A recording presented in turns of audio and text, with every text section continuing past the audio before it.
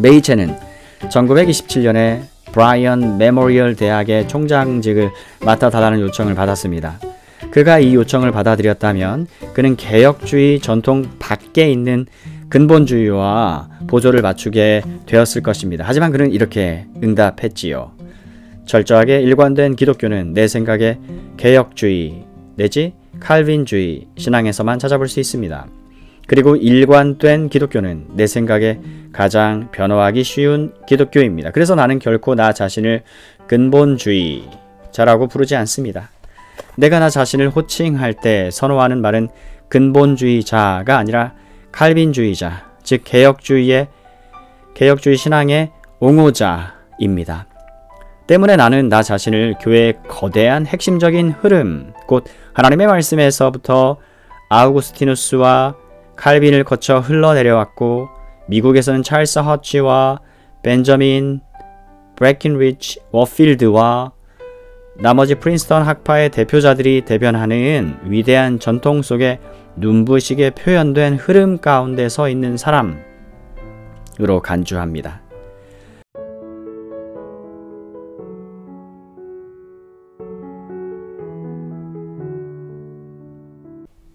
독일에서 메이체는 모더니즘과 접한 뒤 믿음이 크게 흔들렸습니다. 메이첸이 훗날 온 힘을 다해 반대했던 모더니즘의 가장 탁월한 대변자, 마르부르크 대학의 조직신학자 빌헬름 헤르만의 영향력은 거의 절대적이었습니다. 메이첸은 한때 교회의 울타리를 넘어 모더니즘 진영으로 거의 넘어갈 뻔했습니다. 1905년에 그는 이렇게 집에 편지했습니다. 헤르만의 강의를 처음 들었던 순간은 거의 내 인생의 전환점이라고 묘사할 만했습니다. 그런 압도적인 진지한 종교적 열정에 있어 압도적인 개성은 전에는 한 번도 접해본 적이 없다는 생각이 듭니다. 그에 대한 내 주된 감정은 이미 가장 깊은 존경심에 속하는 감정입니다. 그분이 하시는 말에 나는 완전히 혼란에 빠졌습니다. 그리스도에 대한 그분의 헌신은 지난 몇 년간 내가 내 안에서 발견했던 어떤 것보다도 훨씬 더 깊습니다. 헤르만은 내가 기독교의 필수적인 것으로 당연하게 간주해 왔던 것들을 별로 긍정하지 않습니다. 그렇지만 그분도 그리스도인이라는 점, 그것도 유별나게 진지한 유형의 그리스도인이라는 점에는 마음속에 추호도 의심이 없습니다. 그분이 그리스도인인 이유는 그리스도를 도덕적 스승으로 따르기 때문이 아니라 그리스도에 대한 신뢰가 괄호 열고 실제로 어느 쪽이냐 하면 이론적이라기보다는 진정으로 닫고 무한하기 때문입니다. 헤르만은 주류 리첼 학파를 대표하고 있습니다. 헤르만은 내게 이 거대한 운동의 배후에 깔린 어떤 종교적 힘을 보여주었습니다. 이 운동은 지금 미국 북장로 교회를 장악하기 위한 싸움을 벌이고 있습니다.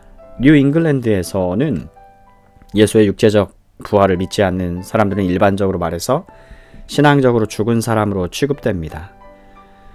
하지만 독일에서 헤르만은 내게 절대로 그렇지 않다고 가르쳤습니다. 그분은 예수님이 절대적 확신과 절대적이고 즐거운 순종을 불러일으키는 온 세상에서 유일한 존재라고 믿습니다. 예수님을 통해 우리는 살아계신 하나님과 교제하게 되고 세상에서 자유롭게 된다는 것입니다. 우리를 구원하는 건 진정한 체험, 진정한 하나님의 계시인 믿음이지 온갖 교리들을 단지 남들이 그렇게 말했다는 이유로 참된 것으로 받아들이는 믿음이 아닙니다. 그리스도인과 하나님과의 교제는 내가 읽어본 가장 신앙적인 책들 중 하나였습니다. 아마 헤르만은 진리 전체를 제시하지 않는 것 같습니다. 나도 확실히 그렇기를 바랍니다. 어쨌든 그분은 교회와 정통 신학에서 안타깝게도 무시해온 어떤 것을 발견해냈습니다. 아마 그분은 중세의 경건한 신비주의자 같은 분일지도 모르지요. 중세 신비주의자들은 한쪽으로 너무 치우치긴 했지만 교회의 냉랭하고 죽어있는 분위기에 강력하게 저항하면서 종교개혁의 선구자가 됐습니다. 메이첸이 헤르만에게서 발견한 듯 보이는 것은 그가 자신의 집에서나 프린스턴에서는 분명히 발견하지 못했던 것, 즉 정열과 기쁨과 그리스도에 대한 열정적인 신뢰였습니다. 프린스턴에서 그는 건전한 지식과 시민적이고 공식적이며 주의 깊고 귀족적인 형태의 꽤 근사한 기독교를 발견했습니다. 그는 나중에는 프린스턴 신학의 진리야말로 더 확고한 생명과 기쁨의 근거임을 알게 되었습니다. 하지만 이 단계에서 메이첸의 영혼은 헤르만의 영혼과 비교해 보면 거의 복음주의의 가장 위대한 수호자 가운데 한 사람을 희생시킬 만큼 위태로웠습니다. 여기에 말씀을 가르치고 설교하는 이들을 위한 하나의 중요한 교훈이 있습니다. 젊은이들의 마음을 사로잡으려면 지적인 신뢰성과 그리스도를 향한 즐겁고 뜨거운 열정이 함께 있어야 합니다. 독일에서의 이러한 경험은 메이첸이 논쟁을 벌이는 방식에 지속적인 영향을 주었습니다. 그는 그리스도의 육체적 부활이나 동정녀 탄생 내지 재림을 솔직히 더 이상 믿지 못하는 자유주의자를 향해 존경심과 공감을 느끼고 있다고 거듭해 말했습니다. 메이첸을 화나게 한 것은 자신의 불신을 솔직히 시인하지 않은 채 이런 주제들을 무턱대고 거부하는 태도였습니다. 예컨대 메이첸은 언젠가 유니언 신학교의 특정 교수들이 자신과 갈등을 빚는 원인은 그들의 이중성 때문이라 말한 적이 있습니다. 바로 거기에 나와 그들과의 진정한 불화의 원인이 있다. 기독교 신앙에 대한 그들의 이의에 대해 나는 그들에게 깊이 공감한다. 하지만 나는 우리가 진지하게 동의하는 신조는 한낱 종이 조각에 불과한 것이 아니라고 믿는 양심적인 이들에 대한 그들의 경멸적인 태도에도 공감하는 것은 아니다. 메이첸은 사람들을 솔직하게 대하기를 원했고 그의 논적들이 그들의 지지자들과 독자들에게 정직하고 개방적이기만 하다면 그들의 주장을 진지하게 받아들이기를 원했습니다. 의심과의 싸움은 그에게 그와 같은 상황에 처해 있는 사람들에 대한 인내심과 이해심을 심어 주었습니다. 20년 뒤에 그는 이렇게 썼습니다. 우리 중에 어떤 이들은 스스로 그런 갈등을 이겨냈다. 어떤 이들은 의심의 어둠, 치명적인 낙심, 우유부단으로 인한 곤란함, 의심으로 인해 다양해진 믿음과 믿음으로 인해 다양해진 의심 사이에서의 망설임이 무엇인지를 알았다. 메이첸은 복음주의적인 믿음을 잃지 않고 이 시기를 잘 넘긴 뒤 프린스턴 신학교에서 신약학을 가르쳐달라는 요청을 받았습니다. 그리고 1929년에 웨스트민스터 신학교를 설립하기 위해 프린스턴을 떠날 때까지 그곳에서 교수 생활을 계속했습니다. 이 시기 동안 그는 보수적인 개혁주의 정통신앙의 지주이자 성경적인 기독교의 강력한 변증학자가 된 동시에 1921년에 출간된 괄호 열고 내가 1968년에 풀러 신학교에 진학했을 때 그곳에서 그때까지 교과서로 사용되던 괄호 닫고 파이퍼 이야기죠. 바울신앙의 기원, 바울신앙의 기원이라는 저서와 그 뒤 1930년에 나온 그의 가장 유명한 저서인 그리스도의 동정녀 탄생으로 국제적으로 칭송받는 신약학자가 되었습니다. 메이첸이 프린스턴에서 보낸 시기는 모더니즘과 근본주의 사이에 계속되는 논쟁으로 유명한 20년이었습니다. 모더니즘을 근본주의라는 이름으로 가장 널리 알려진 사조와 대조를 해보면 자유주의에 대한 메이첸의 뚜렷한 대응을 알 수 있을 것입니다. 그의 대응이 어떠했는지를 규명하는 과정에서 모더니즘의 의미는 분명해질 것입니다. 메이첸은 근본주의자들에 의해 동지로 간주되었습니다.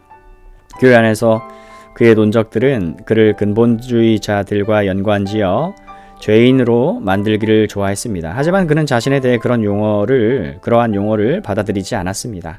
어떤 의미에서 근본주의자들은 단지 특별히 공격을 받고 있던 특정한 사실들과 교리들, 즉 근본 원리들을 선별해내고 그러한 진리를 강조하고 지키는 데 관심이 있는 이들 뿐이었습니다. 하지만 이 용어에는 그 이상의 의미가 덧붙여졌습니다. 그래서 메이체는 이 용어를 좋아하지 않았습니다. 그는 이렇게 말했습니다. 내가 스스로 무척 싫어하는 근본주의자라는 용어로 불리고 있는 대해 유감스럽게 생각할 것 같은가? 물론 그렇다. 하지만 거대한 공동의 적이 있는 마당에 내게는 나와 같은 편에 서서 하나님의 말씀을 수호하는 내 형제들을 공격할 시간이 별로 없다. 메이첸이 싫어하는 것은 다음과 같은 것들이었습니다. 역사적 관점의 부재, 학문에 대한 이해 부족, 역사적 신앙 고백을 간략하고 골격만 남은 신조로 대체하는 일, 기독교 교리의 정확한 표현에 대한 관심 부족, 경건주의적이고 완전주의적인 경향, 즉 흡연에 대한 고민 같은 것, 지나친 내세적 경향, 즉 문화를 변화시키려는 노력의 부족, 미래적 천년 왕국 또는 전천년설에 대한 집착. 메이체는 이 모든 주제들에 대해 이와 반대편에 서 있었습니다. 그래서 그는 결코 자신을 근본주의자라고 부르지 않았습니다. 그러나 이런 주제들 가운데 어떤 것도 그가 자신을 근본주의자로 간주하지 않은 핵심적인 이유가 되지는 못합니다. 핵심적 주제는 보다 깊고 광범위해서 그가 모더니즘과 싸운 방식의 근원에까지 이릅니다. 이 주제의 가장 큰 특징은 1921년 2월 16일에 세상을 뜬 벤저민 워필드에 대한 메이체의 깊은 부채의식으로 환원이 됩니다. 메이체는 어머니에게 이렇게 편지했습니다. 그의 모든 눈에 띄는 잘못에도 불구하고 그는 내가 아는 가장 위대한 인물이었습니다. 1909년 존 캘빈 탄생 400주년 기념일에 워필드는 메이첸을 깊이 감동시킨 연설을 했습니다. 워필드는 개혁주의 신앙, 칼빈주의, 개혁주의 신앙이 다른 것들과 함께 공존하는 기독교 유실론의 일종이 아니라 활짝 꽃을 피운 기독교라고 역설했습니다. 칼빈주의는 특정한 종류의 유실론적인 사상, 종교적 체험, 복음주의적 신앙이 아니라 단지 이 모든 것들의 완벽한 표현이다. 칼빈주의와 다른 형태의 유신론, 종교 및 복음주의와의 차이는 종류의 차이가 아니라 정도의 차이다. 그러므로 칼빈주의는 다른 온갖 종류의 것들 옆에 나란히 위치하는 것이 아니다. 마땅히 그래야 하듯이 그것들 위에 위치한다. 그래서 루터주의는 개신교의 아류이고 알미니우스 주의는 개신교에 반항하는 딸이라고 오필드는 말합니다. 생명의 모든 것에 미치는 하나님의 주권에 대한 칼빈주의의 이해는 메이첸으로 하여금 복음주의의 다른 형태들은 모두 자신의 총체적인 하나님 중심성에 대한 충분하고 순전한 이해에 도달해 가는 과정에 있는 하나님을 이해하는 여러 중간 단계라는 점을 깨달을 수 있게 해 주었습니다. 이것이 메이첸에게 의미한 바는 초자연주의적인 칼빈주의를 수호하는 자신의 사명이 결국 가장 순수한 형태의 기독교 신앙을 지키는 일 이상이야도 아니라는 사실이었습니다. 그래서 근본주의자라는 용어의 가장 큰 문제점은 이 단어가 마치 우리가 어떤 낯설고 새로운 종파의 추종자들인 듯한 인상을 풍기지만 사실 우리는 단지 역사적인 기독교 신앙을 유지하며 신앙생활의 거대한 핵심적인 흐름 안에서 움직이고 있음을 자각할 뿐이라는 점입니다. 메이첸은 1927년에 브라이언 메모리얼 대학의 총장직을 맡아달라는 요청을 받았습니다. 그가 이 요청을 받아들였다면 그는 개혁주의 전통 밖에 있는 근본주의와 보조를 맞추게 되었을 것입니다. 하지만 그는 이렇게 응답했지요. 철저하게 일관된 기독교는 내 생각에 개혁주의 내지 칼빈주의 신앙에서만 찾아볼 수 있습니다. 그리고 일관된 기독교는 내 생각에 가장 변화하기 쉬운 기독교입니다. 그래서 나는 결코 나 자신을 근본주의자라고 부르지 않습니다. 내가 나 자신을 호칭할 때 선호하는 말은 근본주의자가 아니라 칼빈주의자, 즉 개혁주의 신앙의 옹호자입니다. 때문에 나는 나 자신을 교회의 거대한 핵심적인 흐름, 곧 하나님의 말씀에서부터 아우구스티누스와 칼빈을 거쳐 흘러내려왔고 미국에서는 찰스 허치와 벤저민 브래킨리지 워필드와 나머지 프린스턴 학파의 대표자들이 대변하는 위대한 전통 속에 눈부시게 표현된 흐름 가운데 서 있는 사람으로 간주합니다. 자유주의는 또 하나의 종교다. 이처럼 메이체는 대부분의 근본주의자들과는 다른 세계에서 활동했습니다. 메이체는 모더니즘을 상대할 때 이를 개혁주의 기독교 전체에 대한 도전으로 받아들였습니다. 이 논쟁에서 가장 중요한 그의 저서는 1923년에 나온 기독교와 자유주의입니다. 이 책의 내용을 거의 다 말해주고 있습니다. 이 책의 제목이 근본주의와 자유주의가 아닌 데서 드러나듯이 자유주의는 기독교의 일종으로서의 근본주의와 우열을 겨루고 있는 것이 아닙니다. 오히려 자유주의는 그것과는 별개의 종교인 기독교와 경쟁하고 있는 것입니다. 메이체는 이 책을 다음과 같이 선전했습니다. 한편에 있는 자유주의와 다른 한편에 있는 역사적 교회의 종교는 같은 종교의 두 형태가 아니라 전혀 다른 뿌리에서 나온 별개의 두 종교다. 책이 나온 뒤 메이첸이 유일하게 후회한 점은 이 책에서 자유주의 대신 모더니즘이라는 용어를 사용했다는 점이었다고 스톤하우스는 말합니다. 자유주의라는 말이 이 현상에 너무 큰 정당성을 부여하는 것처럼 보였기 때문입니다. 메이첸의 용례에 따르면 이 두 단어는 같은 것을 가리키는 말이었습니다. 그럼 과연 그것이 무엇이었습니까? 이 대목에서도 메이첸은 근본주의자들처럼 모더니스트들이 특정한 근본적인 기독교 교리를 부정하는 사람들이라는 점을 보여주려고 민첩하게 움직이지 않았습니다. 물론 그 점은 사실이었습니다. 하지만 메이첸의 분석은 이보다 더 넓고 깊었습니다. 메이첸은 모더니즘이라는 현상을 먼저 현대 문화와 시대 정신에 대한 분석을 통해 접근을 했습니다. 그는 모더니즘과 모더니티의 관계를 충분히 숙고하려고 애썼습니다. 그리고 그 관계를 그 자체의 방식으로 말하자면 그 내부에서 이해하기를 원했습니다. 메이첸은 처음부터 현대 문화는 하나의 엄청난 힘이라는 점을 인정합니다. 현대의 발명품들과 이를 바탕으로 세워진 산업주의는 우리에게 여러 측면에서 새로운 세상을 제공해 주었습니다. 그리고 이러한 물질적 조건은 인간 이성의 강력한 변화로 인해 조성되었습니다. 오늘날의 산업사회는 자연의 맹목적인 힘이 아닌 인간 정신의 의식적 활동에 의해 만들어졌습니다. 그것은 과학의 업적으로 만들어진 것입니다. 모더니티의 문제는 그것이 성경적 진리의 적대적인 세력을 조장하면서도 신자들이 쉽게 받아들이는 또 하나의 세계를 만들어냈다는 점입니다. 메이체는 다음과 같이 말하면서 이 진퇴양난의 위기에서 우리의 좌표를 정확히 제시합니다. 우리는 아무런 모순 없이 언론, 출판, 철도, 전보 21세기를 사는 우리라면 아마 컴퓨터, 제트기, 휴대폰 등을 예로 들었을 것이다. 등을 복음 전파에 이용하면서 그와 동시에 이런 것들을 만들어낸 인간 정신의 활동을 악한 것으로 매도할 수는 없습니다. 그래서 그는 모더니티에 대한 비판적 평가를 요구합니다. 그가 보기에 모든 것이 모더니즘으로 통하는 현상의 부정적인 영향은 다음과 같습니다. 첫째로, 최근 몇십 년간의 엄청난 발전 속도에 비추어 보면 당연해 보이는 과거에 대한 의구심입니다. 과거는 마치 상대적으로 별 가치가 없는 것처럼 보이는 것 말이지요. 둘째로, 진리에 대한 회의 및 진리라는 범주가 유용성이라는 범주로 대체되는 현상입니다. 무엇이 효과가 있는가 하는 문제가 과학적으로 더 생산적으로 보이는 것입니다.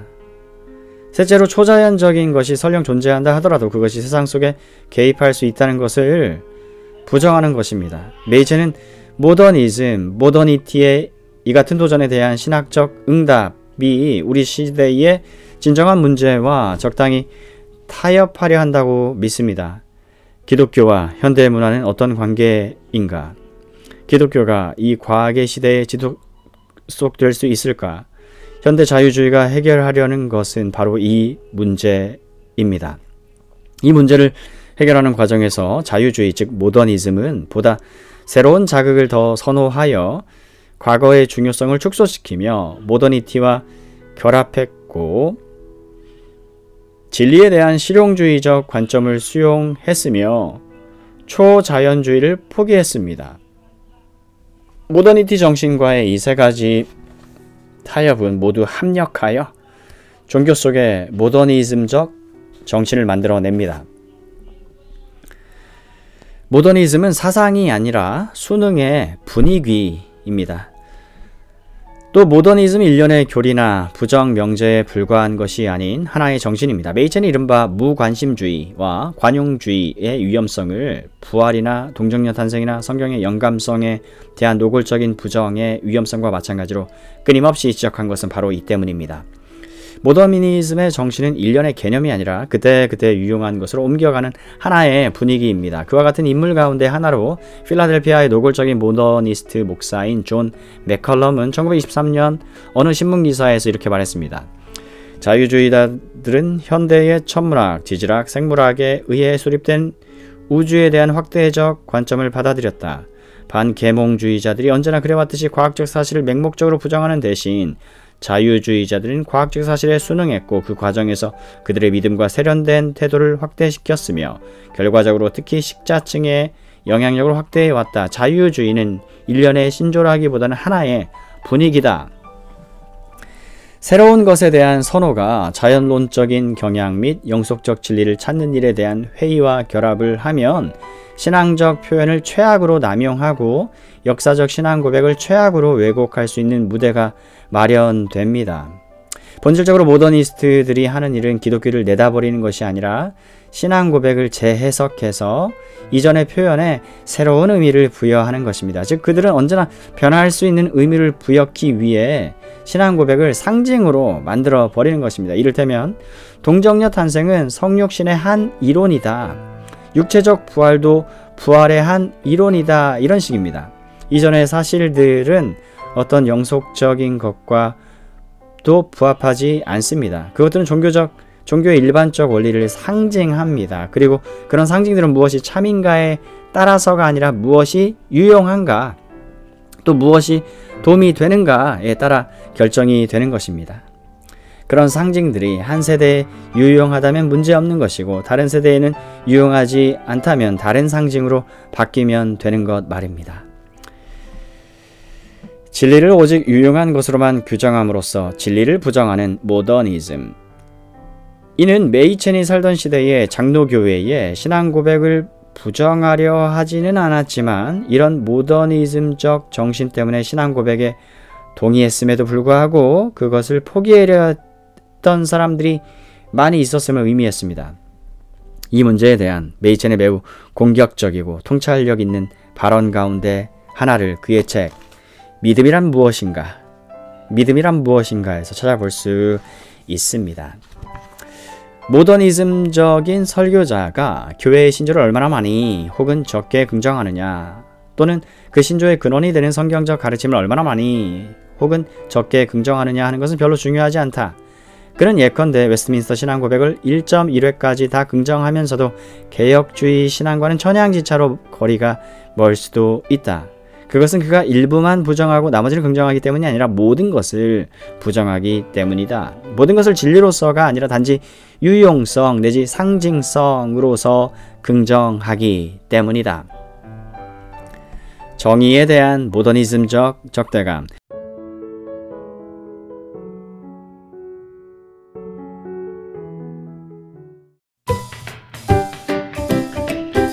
예수 그리스도 주님 안에 있는 기쁨과 소망을 전하는 여기는 호주 리폼드 센터입니다.